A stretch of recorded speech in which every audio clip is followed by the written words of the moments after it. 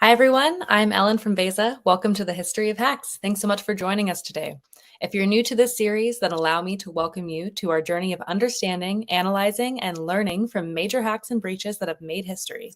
We'll be giving a high-level overview of the techniques used and what we can learn from these events to better protect ourselves in the future. At Veza, we believe that while the tools and strategies employed by attackers are constantly evolving, there's one form of defense that almost always works, and that's least privilege.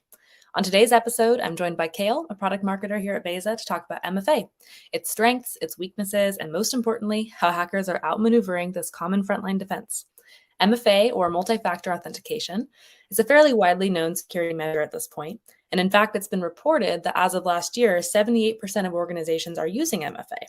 This may feel like a no-brainer to you. MFA is a great way to ensure that the person associated with an account is actually the person using it. However, in the same year that 78% of organizations were using MFA, 83% of organizations experienced one or more data breaches.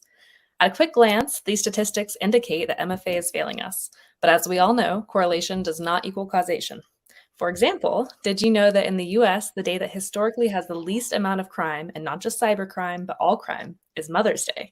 So then should we believe that mothers are the ones committing the most crimes every year and our society is only allowed reprieve on their special day of doting and relaxation?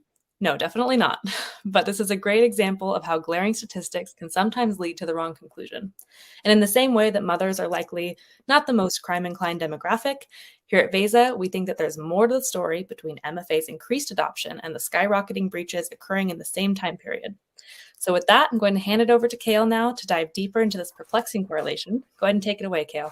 Thanks, Ellen. You're right, obviously, that increased adoption of MFA certainly isn't causing these breaches, but doesn't seem to be really preventing them either. Does that mean it doesn't work? Not exactly.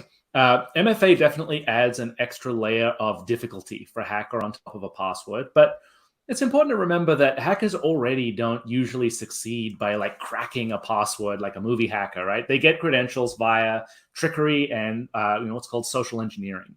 And those same techniques, adapted a little, can work on MFA as well. Now, there are three basic kinds of attack that are used in this circumstance, and they all rely on some form of social engineering as their initial entry point. So firstly, we have session-based attacks. Right, and there are sort of two approaches to these to compromising a secure session. One is the man-in-the-middle attack.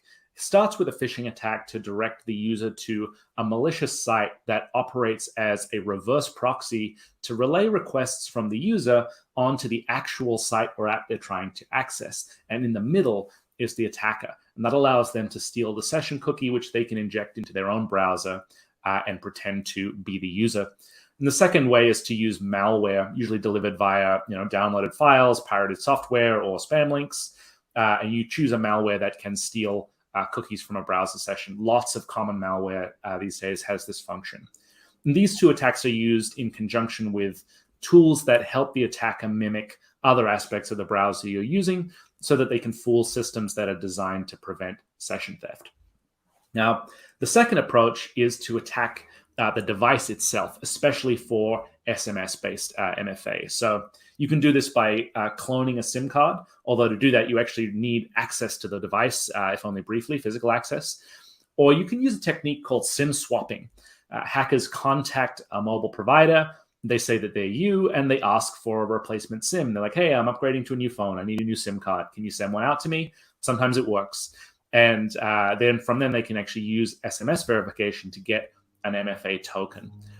Then the last sort of approach is to attack the prompt process itself, right? These are techniques that try to get the user to directly provide the token or provide consent. This can work via a technique called consent phishing.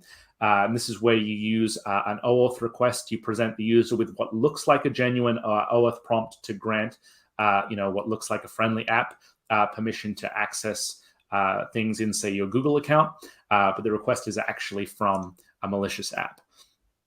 A surprisingly simple technique that you can use is just to ask the user for the token. Literally, a hacker will pretend to be tech support running a test. Call someone up and say, "Hey, we're gonna hit you with a test MFA prompt. Make sure you accept it, or tell us what the code is." Does that actually work? That seems insane. You would be surprised. In fact, this actually worked. Was part of like one of the breaches of Uber last year. I actually relied on this technique. It's amazing what you can get people to do just by asking. But something a little bit more sophisticated. There's a technique called prompt bombing. It's also called MFA fatigue. Ransomware gangs like Lapsus have gotten very good at using this recently. These guys were involved in breaching Cisco and Microsoft last year. And the technique is essentially to hit a user with so many requests for authentication that eventually they either accept one to make the request stop, or they make a mistake because they've got so many and they accidentally allow it. And from there, the attacker is in. So these hacks, work in the same way that social engineering attacks always work. People are under pressure. They don't always take the time to fully evaluate what they're being asked to do, and they can make mistakes. So it's definitely a mistake to think that, your employees are too smart to fall for this stuff, or that you are not vulnerable. But with all of that said, we've actually left out the simplest way of all to bypass MFA, which is just to find the gaps in it, right? While you've mentioned that more companies are using MFA than ever before, very few of those companies actually have a 100% adoption rate. And that leaves some identities unprotected. And it only takes one, right? If you have, 10 identities, 9 of them are using MFA, but the 10th identity is not, then an attacker might be able to compromise that identity. And from there, it really just depends, what permissions and privileges that identity has as to what they can do from there. So as always, let's actually begin with trying to figure out how we can get better MFA coverage for the organization. So let's jump into Veza. We'll start with the dashboard here. And one of the things that I can actually track as part of my main dashboard, if I zoom in a little here, you'll see that I'm looking for all my accounts that can bypass MFA. And of course, you can get this from your IDP too. But here we've actually brought together data from all of our systems. It doesn't matter if there's a person in Google Workspace, Azure AD, Okta, systems like Snowflake that have their own login. We can find it all here in one place, and we can start making sure we contact these users and fix them. To dig in a little bit more on what this looks like, this is my query just showing Okta users with MFA disabled. So again, if I'm coming in just to start this going, I've got a list of users that I can hunt down and make sure they turn on their MFA. But, I also want to sort of see this in context of other things that I'm looking at. So I can set the fact that MFA is disabled as a risk. I can set it as like a warning level risk or a critical risk. And when an entity, a user, or a data resource has at least one risk against it, you'll see this mark in the UI, and this will crop up actually in any query, anywhere in the authorization graph where these users show up. We're going to actually see that they have critical risks. So no matter what we're looking at, we'll always be alerted at that. But we also really want to know, right? As I said, you can get this information from Okta directly as well. But you don't want to be having to log into Okta every day to figure this stuff out. So one of the things that we can do is configure an alert rule.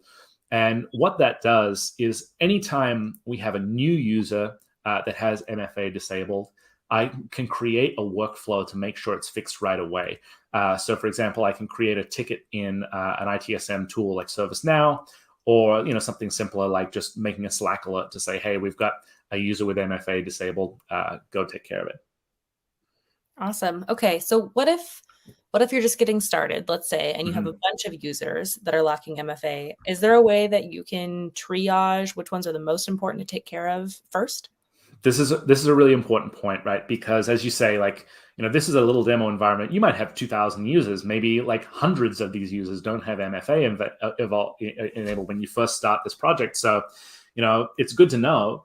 But the next question is obviously like, which ones of these are the most important? What do I need to take care of today? So you can actually combine this information with other queries that you can run in Veza as a way to sort of figure out what's most important. So as an example here, I've created a query that connects Okta users to my S3 buckets. And in particular, I've filtered it for only buckets that are tagged as having PCI data. So this is payment information, very important one. In my demo environment, I've only got one bucket that matches. It's my finance bucket. I've also further limited this query to only include Okta users where the MFA active property is false. So you remember I had like 20 something users in that query that we just showed, but here I've got these 13, and these are the ones that actually have access to write or delete data in this bucket. So this is a way to say, yep, we've got a bunch of users that don't have MFA, but these ones also have really important permissions that could be valuable to an attacker. Does that make sense, Alan? Yeah, absolutely. Thank you for that. And thank you so much for everyone for joining us. We're going to be back in the future to talk about other hacking techniques that have led to big data breaches and, of course, what you can do about them. But I think it's important to recap that what we've learned here today is twofold. Firstly, MFA is important. Please use it, but it can't be both your first and last line of defense. Secondly, all your security measures, like MFA, ought to be backed up by an organization-wide dedication to implementing and maintaining least privilege. Social engineering isn't going away, which means identities will continue to be compromised. So limit the damage those exploits can cause by limiting access where you can and making sure everyone in your organization only has the absolute necessary permissions to do their jobs. Applying least privilege will always make you safer. See you next time. Thanks.